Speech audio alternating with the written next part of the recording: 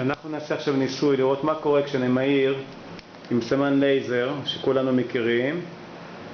מה קורה כשאני מאיר את המנורה שלנו בסלון. מה קורה? בבקשה, ענבל, תכבי את האור.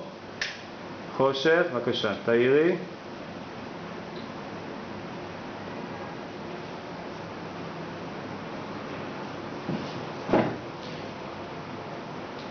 לא דולק החשמל. ועכשיו, בבקשה. המנורה לא דולקת, זאת ענבל שמאירה לנו עם הלייזר. לא רואים את ענבל, אבל היא מאירה לנו עם הלייזר, וזה מה שקורה. תכבי את הלייזר, תדליקי.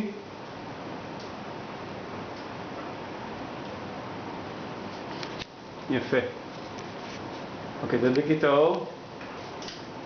הופה, האור נדלק. מנורה רגילה. ענבל, תכבי את זו שנה שזה מנורה רגילה, רק את הראשון. מנורה רגילה, הנה, מנורה רגילה. תדליקי את האור.